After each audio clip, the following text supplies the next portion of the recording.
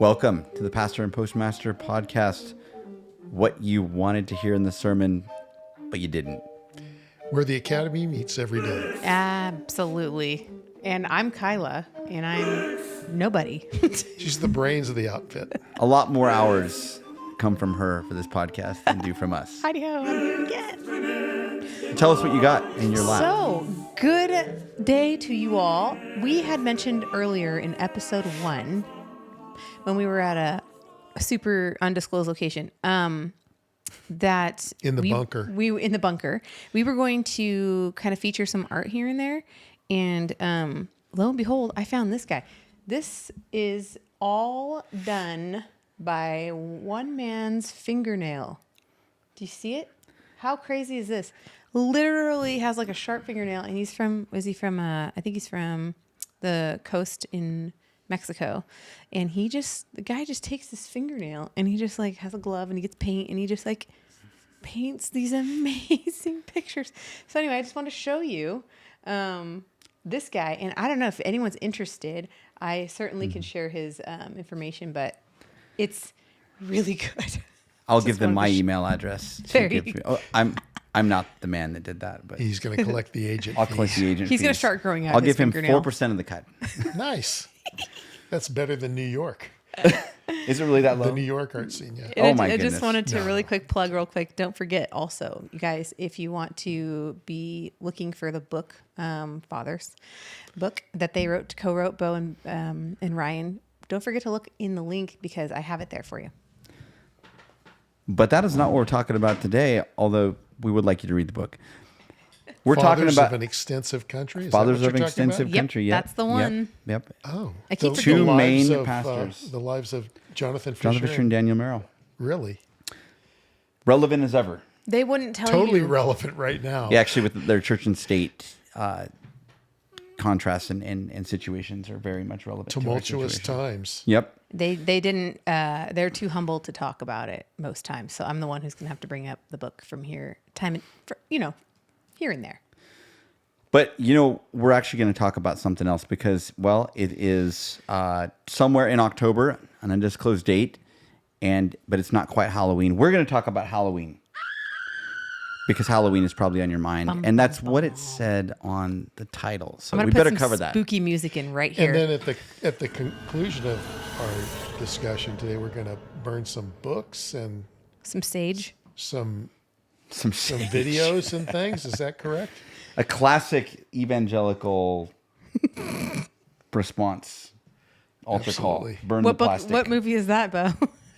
Well, Should we I don't say? want to out somebody, but He I might found- be bald. He might be little, and he might be a cartoon. I found the Charlie Brown holiday collection in somebody's video library.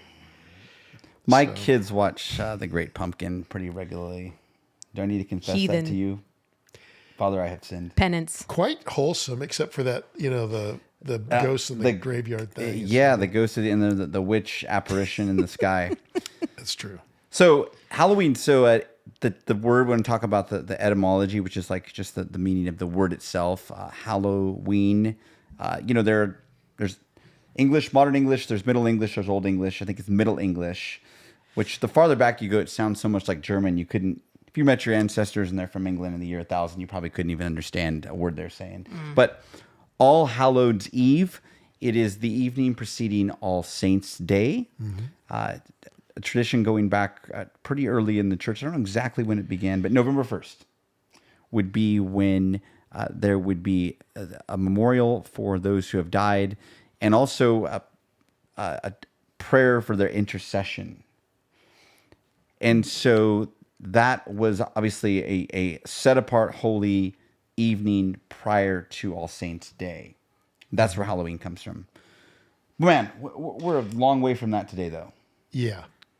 So what else happened on October 31st in the 1500s?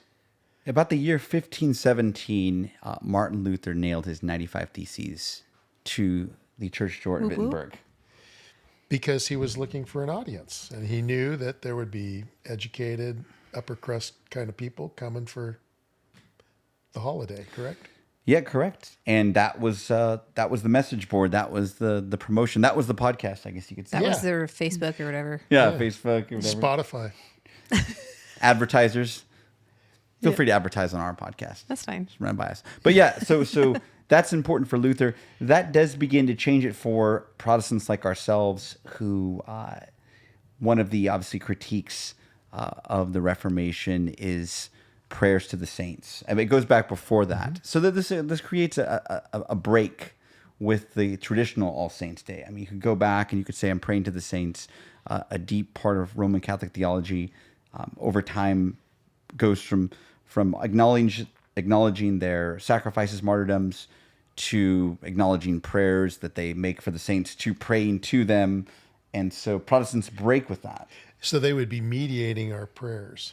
Not necessarily our salvation, but they would be mediating our prayers. Yes, they'd be mediating our prayers. It's not that they were praying to them for salvation, but their merits or surplus merits as those who lived exceptional lives, holy lives, they're actively benefiting on our behalf. And of course, theologically, we recognize that there's no explicit passage that teaches us to pray to the saints. Although it's clear the saints do pray. It's clear they acknowledge the realities on earth and long for God's judgment. Read that in the book of Revelation. Yep. But it did preoccupy a lot of Christians and it still does today, or those that are at least focusing so much on the saints and not on Christ. Mm-hmm. But Halloween, how do we go from that? What Bo, tell us a little bit about some of the practices that get to modern day Halloween. Well, pumpkins, costumes, trick or treat, All of it. everything. I'm sure other people would have other lists, but I mean, generally, from my experience growing up mid-century, 20th century to now, it's time for people to get together, maybe have a harvest party or whatever, dressed up in costumes. Children go door to door, trick-or-treating, getting as much candy as you could possibly get, decorating in fall colors. But beyond when you go to someone's house, they'll have the leaves, and at our house we have 2 or 3 pumpkins on the stoop, We do on the too. steps. Yep. But for Halloween, you would carve it into a jack-o'-lantern, and That has a somewhat of an interesting connection, if I remember right. That in Ireland, I think it's people think, oh, this goes back centuries, but not that far back. I think 1700s. The turnips that Celtic people would carve. not sure. Sorry, we're not authorities on this. Yeah. This is where the internet really comes in handy. So. It is interesting how things are muddled. So I did learn that there was a tradition where people would have what they had called soul cakes. By the 15th century, so this is the 1400s, you would go in exchange for prayers for the dead, you'd be offered soul cakes. So children or others would go to a house, neighborhood, their village. Sure. They would receive soul cakes and they would promise to pray for the dead. So that's kind of a tradition there. So it's somewhat Christianized, but again, the idea theologically you're praying for the dead. This is the medieval period.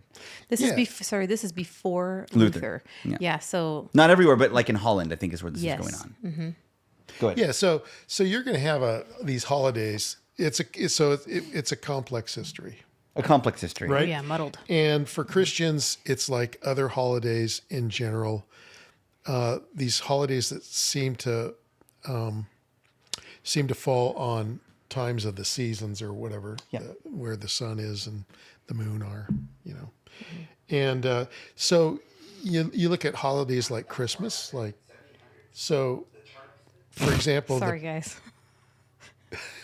I'm making a reel for our Pastor Postmaster. Anyway, we'll cut that out. No, let's leave it in. It's kind of like a bumper. I'm editing. Go ahead. Well, Kyla's editing, and we'll continue with the podcast. We'll but continue that later. for example, you have Christmas, and as late as the Puritan era here in the United States, the Puritans didn't celebrate Christmas, and in fact, they would go to work on Christmas Day. Yeah, they would intentionally.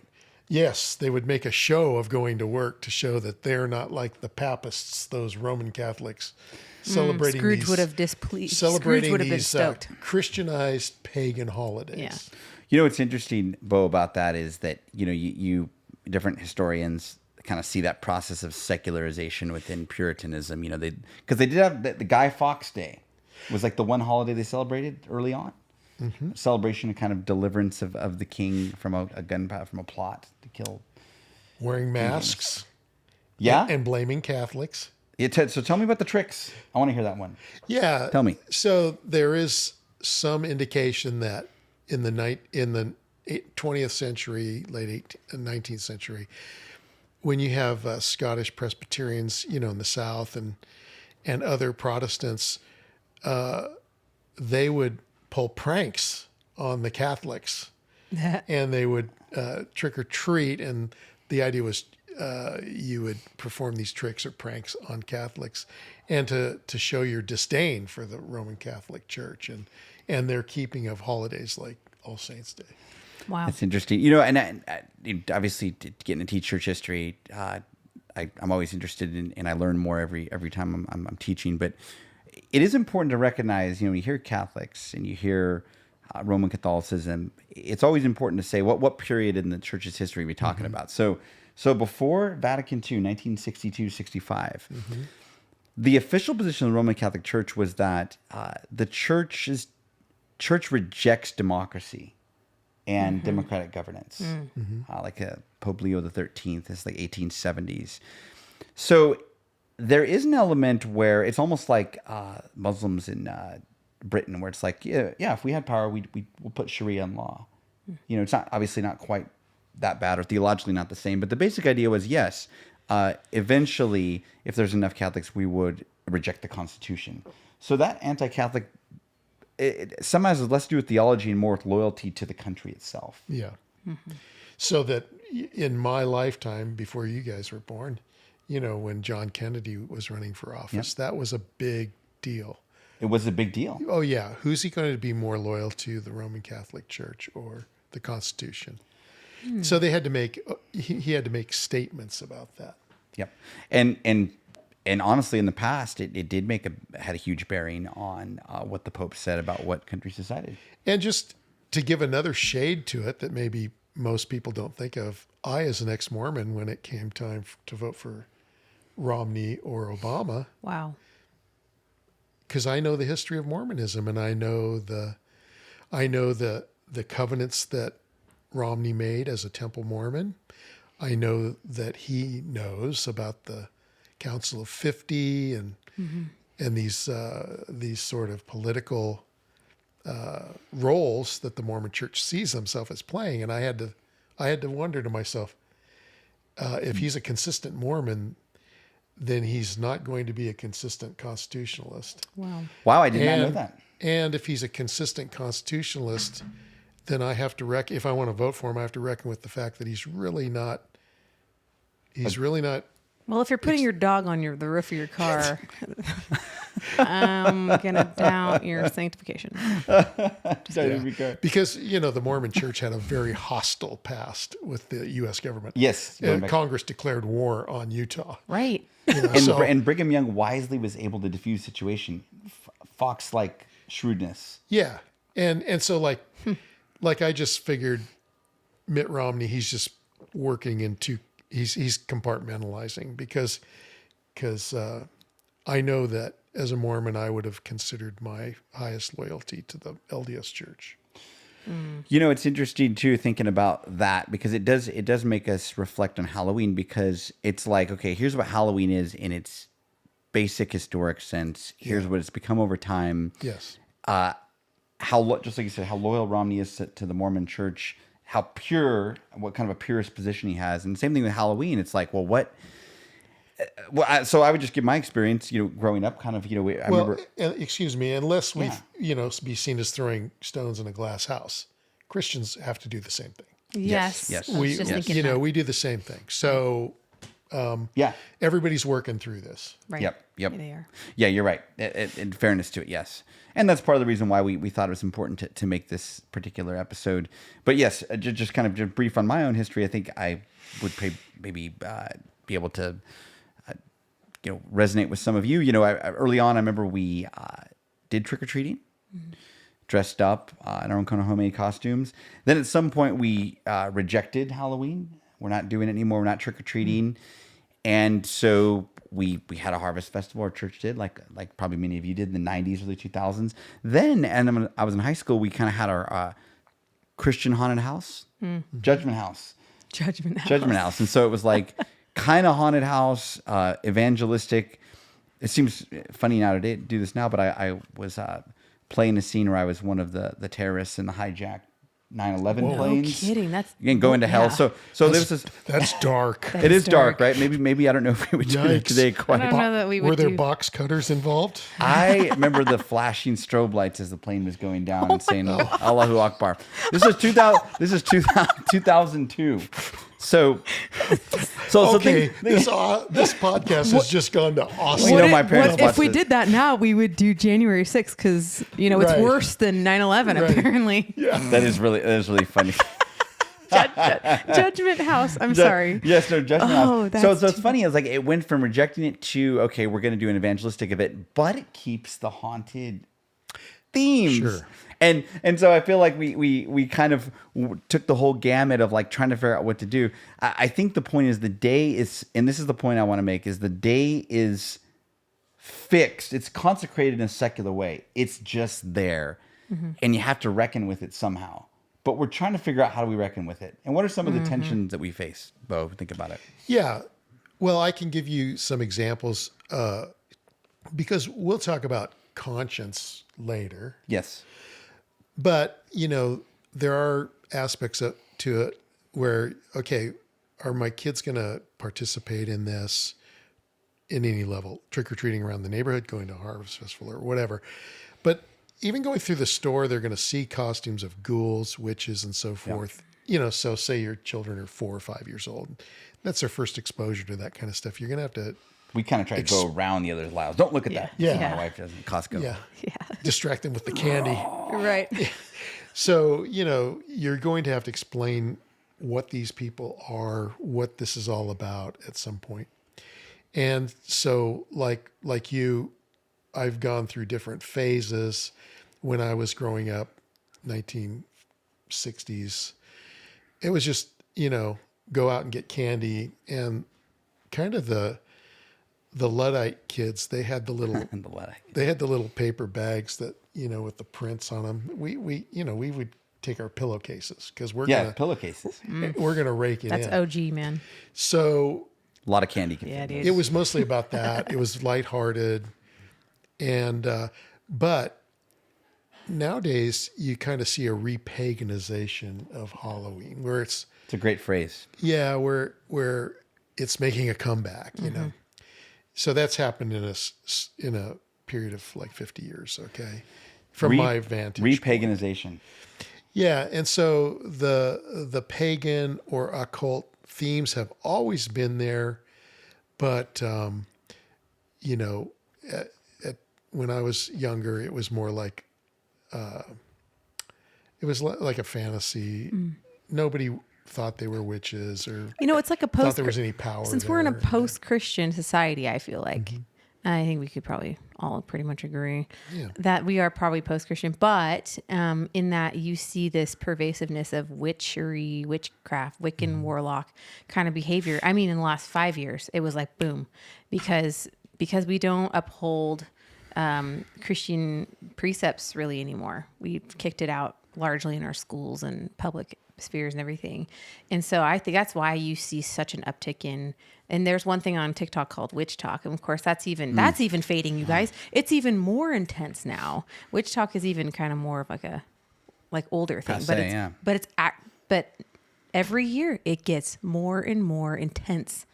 Well, without getting odd and weird, I think, Why not?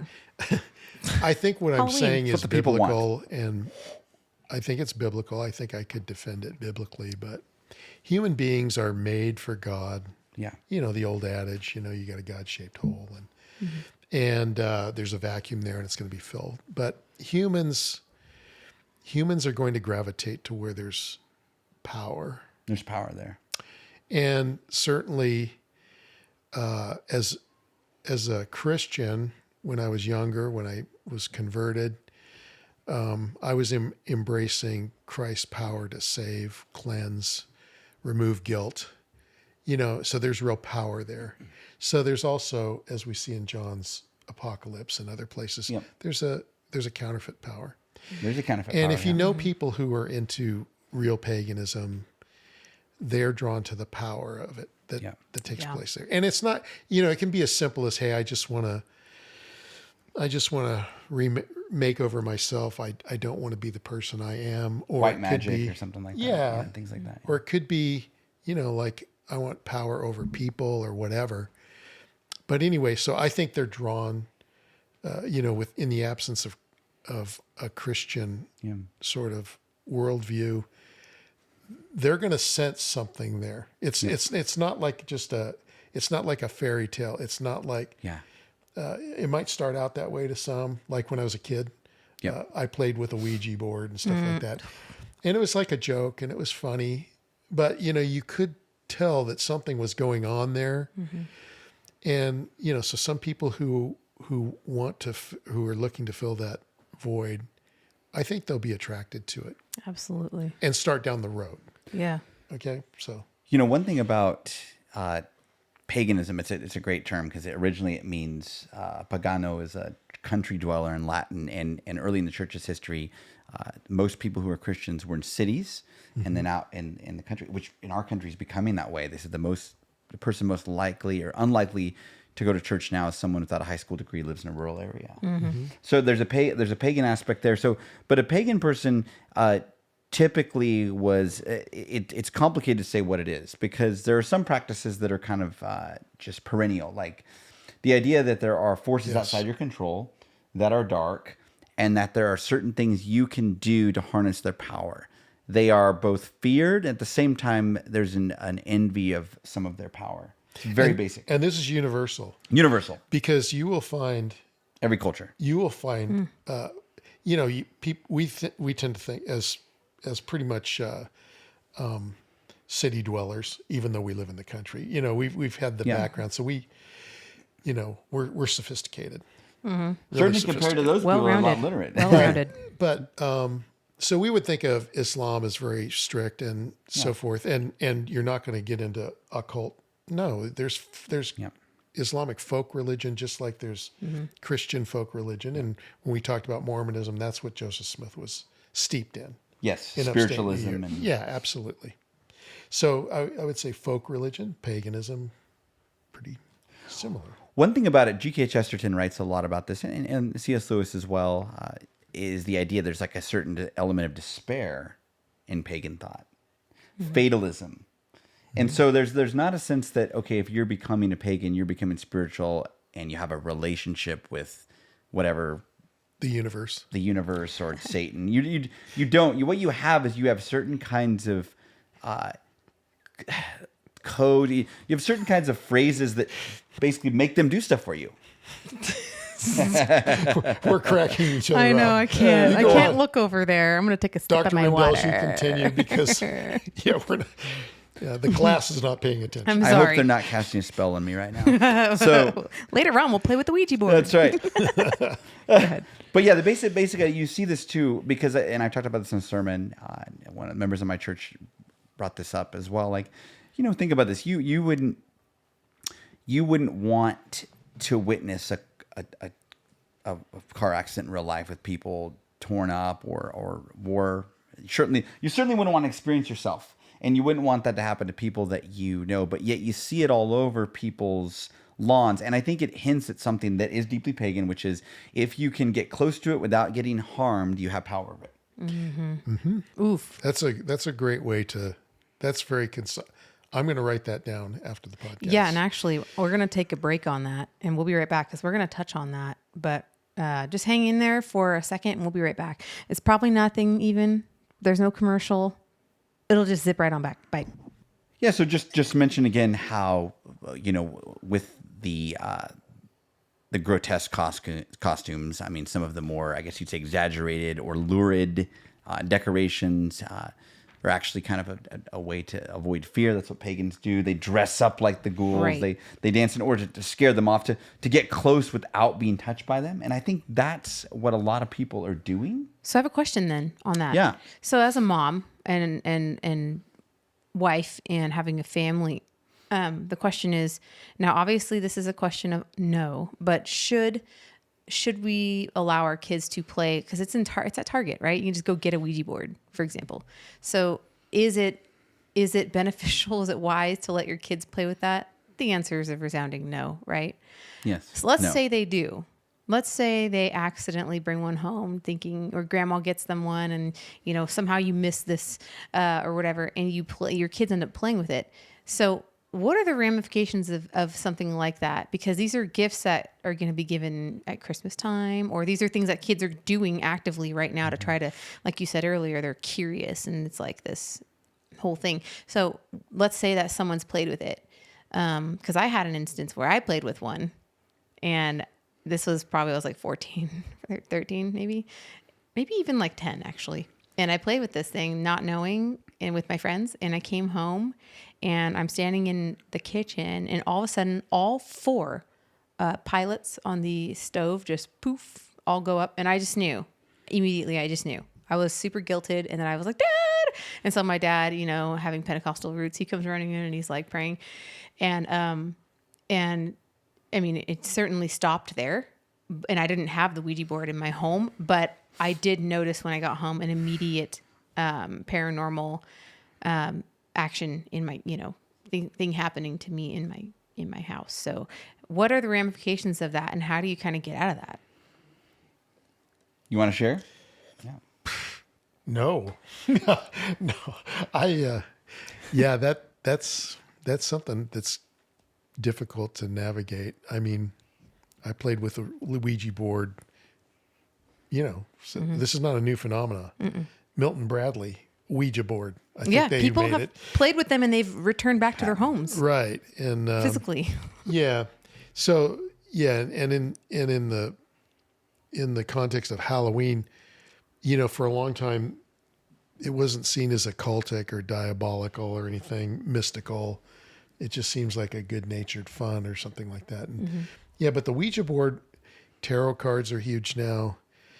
And without getting too deep into this, because I wasn't really prepared, but for example, like if on Halloween you're going to a harvest festival at church, or your kids are going to go around the neighborhood, to people that they know and so forth, putting on a mask is not an occult act, because we put on masks.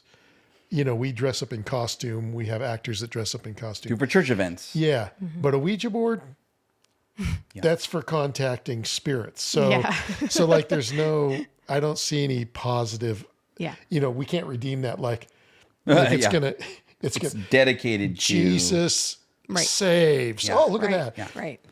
It's a kind of, there's no way to redeem it. There is no way. And I think a lot of us might have stories or accounts of getting connected to things like that, and not being able to get unconnected. So that's my question. So because we know a lot of people in our circles who have delved into maybe not even just a Ouija board, but let's say just satanic things they didn't maybe know. And so they have opened up sort of these doors to this severe oppression, or even poltergeist kind of like things happening in their home or whatever. And they may not know that let's just say, even Ouija board aside, let's just say they're having paranormal activity. How does one, especially after Halloween, going to people's homes that you don't know, and maybe you pick up something, maybe something happens out there, you know what I mean? Not trying to fearmonger anybody, but like, let's just say you do have something kind of attach itself to you, then what? You should actually talk to a pastor. If you know any of us, or talk to us. I mean, I would say a few things about that. I mean, one, I think with the Ouija board, I think this is a problem, even in terms like preternatural or paranormal. those terms, people don't use the term metaphysical or often like supernatural because paranormal means alongside the normal. It's assumed there's a materialistic worldview in that. Right. It's kind of like the sci-fi stuff. It's like, well, the reality of the creator of this earth is a bunch of alien beings. Right. So there is a hesitancy for many people to say it is a demon because that is to assume good angels. It's assume creation. It's to assume Christian truth. So it's to assume a metaphysical So source. when preternatural and all that, those terms, there's a subtle like materialistic shift. So I think a lot of people would doubt even if you said that. Plus, there are lots of other things. People think only in terms, Ouija boards are entrance, like hatred of your family is as an entry point, being sexually abused, drugs. I mean, there's so many things that usually things are attaching to all sorts of stuff that's happened to you. So it's involved in entire cleansing, Right. not just to burning the Ouija board, which is probably what you should do. Yeah. But After you've run over it once, backed up and run over it again. Some people have burned their Ouija boards and then they return somehow, some way back under their beds. But I think the demons, from everything I know by experience in Scripture, I mean, obviously one of the ways they use deception is that for many people they don't manifest, and that only further tricks people into thinking they're not real. Right. So if someone thinks, well, I've used one and nothing ever happened, I would say, well, one, that's probably a good thing for you spiritually, but second, why would they manifest every time? Then you would be their master. It's not like a genie in a bottle. That's true. So of course their movements are mysterious. They don't haunt every house. They don't afflict every single person that deals with them. And I think the delusion might be like they'll leave certain people alone and attached to others. But I think another thing too that I would just say this with houses that are haunted by evil spirits, of things that have happened, I think it does take, especially if a family, a concerted effort of everyone coming together, destroying the idols, confessing the deeds of darkness, like you read about in the book of Acts, chapter 19. Amen. And I feel like in many places that doesn't happen. Like there's people that still secretly hold on to the idols. Like Jacob says, everyone, Genesis 35, bury the idols. I think people are not delivered because the community has to come together in that residence. And we have to kind of be vulnerable with one another in our churches. Yep. Like we have to, like if I'm having an issue, I need to go seek the help, and because we're supposed to bear one another's burdens. But we shouldn't be ashamed of that. But that is unfortunately what sometimes maybe happens is people shame, like, oh, what sin did you commit? Or like, what folly are in, and then it causes them to sort of think, these thoughts. Or they're a believer that still has an influence of some kind, which I absolutely believe happens. Pornography. Let's just go there. I mean, that's a huge one, right? Huge one. We'll talk about doors being flung wide open. Yep. And you could also be a victim, and that also makes you, in a perverse way, also the one that's affected by that. So I think Halloween. Obviously, we're implying that this is an aspect you should repudiate, reject, stay away from. And honestly, but let me tell you something I think is important, that the elements like Bo, you were saying, and Kyla, you mentioned, those things point to spiritual good, because if you have evil, it's a perversion, defection, right, a lack. And Halloween may be an opportunity for you, at least in your personal conversations, to bear witness to the truth about Christ. Amen. Well, certainly with your own children, where you're having these conversations in the car and we do. Yeah. One thing too, there's a great book called Christian Horror by a guy named Mike Duran. The Gospel Coalition, I promoted it a few years ago, and I read it. Great book, great thesis. Just the idea that there is a theme of horror in many Christian authors, but the key thing with Christian horror is it does have redemption in which evil is vanquished. Right, you're not left hanging at the end. You're not left hanging. Wondering if. Well, I was just going to show my ignorance of literature and horror, but. Wondering if Cujo's going to come back or something. Does Cujo come back? Or in Pet Cemetery, I vaguely, because I'm not into horror, so. And I'm not either, honestly. So I do know he does feature Dracula as kind of that. That's the kind of archetypal book that features that, in which it's evil's finally defeated. Yes. Frankenstein has something like that, although it's somewhat of a subtly sci-fi thing, but there's an idea that evil is evil, and that. So anyway, there's definitely an element in most horror movies today that involve demonic spirits don't involve deliverance. That's why they don't involve priests. Right. Okay. So they just involve a sense of pagan fatalism, like you're subject to these spirits and there's nothing you can do about it. Right. So, Which is not what Christian teaches. so you're back to the, what was that term, that phrase that you used? It's kind of like appeasement. You're appeasing these forces. Yeah, you're appeasing. Yeah. So that's kind of, I think, a fruitful time for Halloween. So I guess So does that bring us to the three options? The three options. Reject, receive, reappropriate? Yeah, we talked about reject. You could just say, hey, let's just cut it and have nothing to do with that day, which is kind of, I've done that with some music. yeah. At the risk of sounding, I mean, when you get into this, you're going to find that you're not really, you're going to be inconsistent. Yeah, you can't all over the place. fully. Yeah. And so I totally get that. And so you can just like avoid this question or this, how do we deal with this? You can just avoid it because it'll be put to death by a million qualifications or exceptions or whatever. Or where you go to shop and they have all So from a positive point, I just, in my life with these kinds of questionable matters, I just take them one at a time, right? And try to do something positive in each sphere. Like, Amen. Does that make sense? Yeah. So for example, shall I, at the risk Absolutely.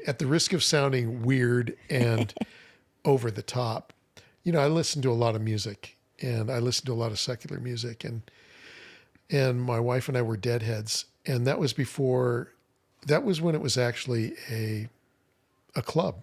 Like we got mailers and all this stuff.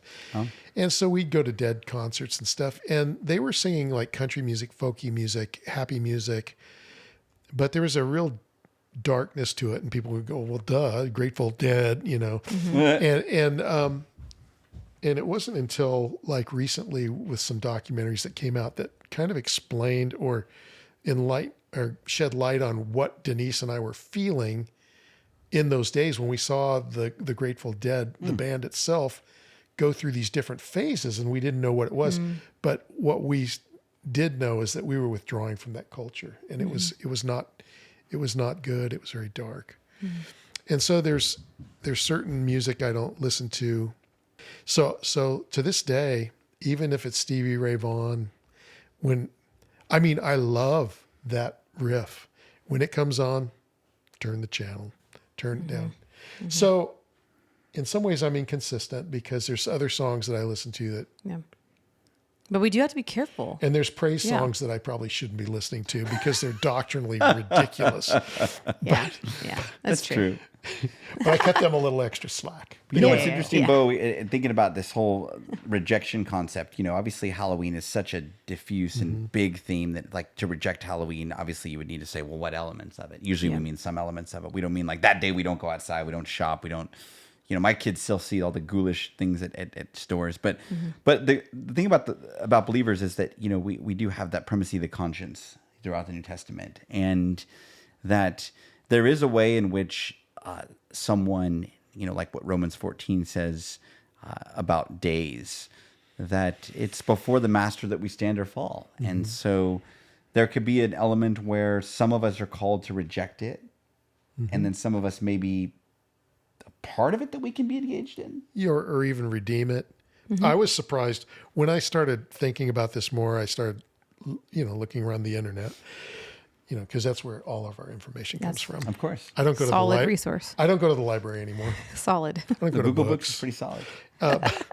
But you should buy our book, even though I don't go to books anymore. Oh, definitely buy our book. But I was surprised that there was a consensus between Greg Kokel, John Piper, the Masters Seminary, and even to some degree Al Mohler, of this idea of reappropriating Halloween, using it for a positive, either for evangelism or just, dressing up with people or having a good time. Biblical themes even. I mean, corny, but And just rejecting this idea that, by putting on a costume, you're trying to disguise yourself from demons or anything. And you know, the harmlessness of trick-or-treating if you know people around that aren't going to give you poison candy and stuff. Fentanyl candy. Yeah, drug-laced candy. Give you with a razor blade in the apple thing. So they all said the same thing too. Like, it's going to come down to your conscience. Different people are going to come at this differently. Yep. And that's been my experience. So was that another R, the redeem?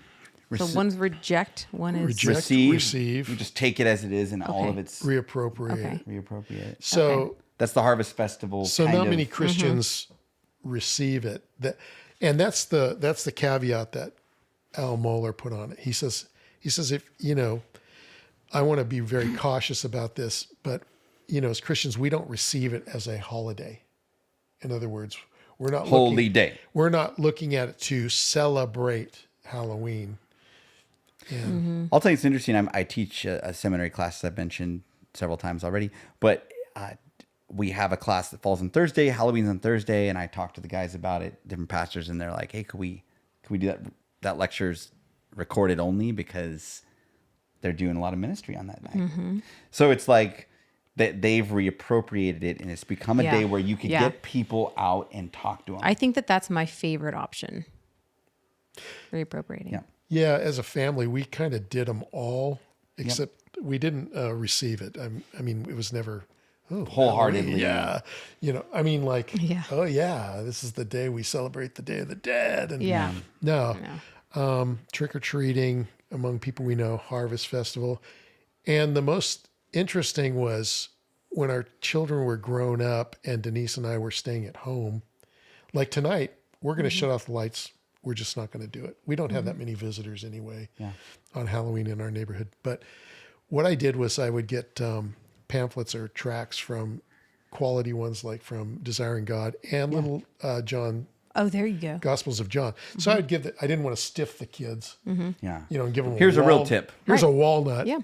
Here's a walnut. Oh, we had older women in our these cute little old ladies. We should give out essential oils. They would give us a walnut I would take it. and these little dried flowers that are orange, Chinese lanterns. No kidding. That's cool. I'd love that. Hipster. Well, some of the kids liked it, Let's but go. most of them were like, yeah. So I got a rock. I got a rock. So good. Yeah. So we would put those in, and more than once, I had a kid come back who had gotten a tract and said, "Hey, my friend got the little Gospel of John. Can I have one of those?" Or that's so and I love that. So That's, it's like there's many ways to reappropriate it. And my my brother-in-law and his wife went trick-or-treating in their neighborhood, and they have this neighbor that's got some dark, stuff in their yards, like one of those ones that really, what is it? The R is red. yard art. Hard art. They go all in. I think they go all in is what he said. But there's anyway. things coming out of the ground. Yeah. So he had an opportunity to he and his wife to like bring up the gospel and talk about like Reformation Day, I believe is what he did. So yeah, a lot of people will do that. ways. They'll say we're celebrating Reformation Day. Yep. It's reappropriated. We'll have exactly. a celebration. We'll have candy. We'll we won't prank each other because we're not Catholics. I'm dressing No, up as we're not There's no doing Catholics, so we're not pranking them. I'm dressing up as a faith healer. No, I won't tell you who. No, So funny. I'm sorry. No inappropriate costumes. Okay. No. Oh, that's so You funny. said don't dress up like a demon.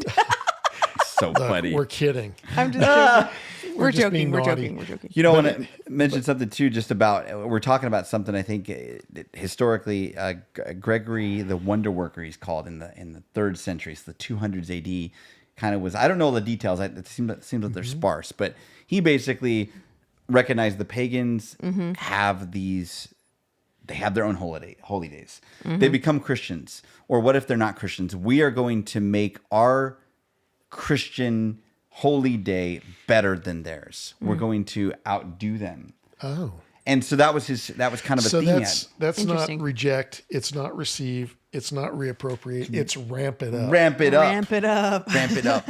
So it seems like that he captured something that later Christians would just adopt as normative, where it's like people love the day. They want to do stuff. Not everything's bad. Let's make it Christian. Let's emphasize the good stuff. Let's make it so good that people want to come. Let's make our harvest festivals, our things like that. The previous ministry, that there's a church in town that did a harvest festival that was like the biggest thing to do in Halloween. Yeah. And Especially everybody went. The whole town went. Everyone. So I think that's an option most of us are probably working with. We're like, okay, this is the day, or close to it, and we have Okay. something better. But so what about those people in our church who have a tender conscience? Because you can get into the whole thing of the tyranny. That's true. Yeah. You can have the tyranny of the weaker brother on one hand, where they say, hey, I'm offended by this. You shouldn't do it at all. Right. What are you doing? There you What go, are thinking? Pastor Ryan. How do you deal? Yeah. Or you have the tender conscience, Yeah. who's somebody who genuinely, and I can give some examples. For example, like we live, in a place where there's a yoga commune, and the yoga commune has places of business in town, retail stores.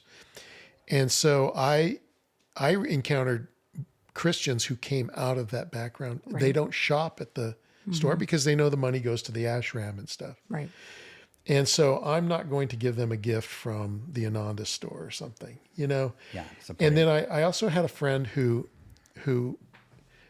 she said I played a part in her conversion, which was pretty Praise weird God. because it was one of those things where I was like, oh, really? Cool. I didn't know that. That's awesome. And she came from a background that was not overtly occultic or witchcraft oriented. She didn't do spells. Her family didn't do anything like that, but they were spiritualists. And there was somebody in her family who would interact with the dead. Oh, wow. And it was in a sense of the Bible's here, plus I'm interacting with dead people. So syncretism. yeah. And so she had no, so when it came to Halloween, she didn't have any objection to the witch thing and all that. That's not what freaked her out. It was just being so close to the spiritism. And so she said, I'm not going to participate in that anymore. Right. And what I didn't do, because we talk about causing someone to stumble. It doesn't cause someone to stumble because we have a harvest party. What causes someone to stumble is to say, hey, okay, you were a spiritualist. You came from that background. Or you went to that yoga commune. You know what? There's no such thing as a demon. You should go and buy stuff from that store. Or you should just participate with us in this Halloween thing that we're going to do. That's how you set somebody up to stumble. To fail. Right. Because they can go back into that. Right.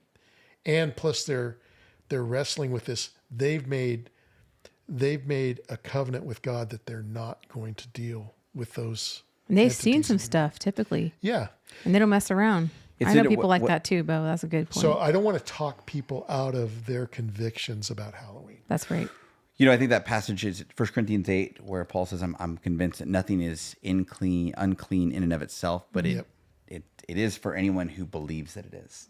Yes. So that might be kind of our concluding passage. Like, if this is something that in your conscience Binds your conscience. that you're not obligated, and a Christian who has the liberty to do that is not to condemn you. And you're also supposed to recognize that it may be something God's speaking to you. And so we can live in harmony together and try to work our way through difficult places. Right.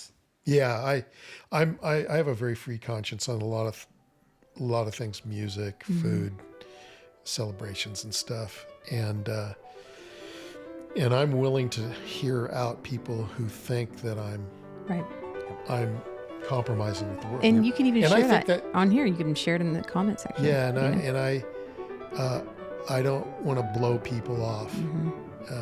I think it's important because those are the kind of conversations that are going to actually bring unity to the church. Amen.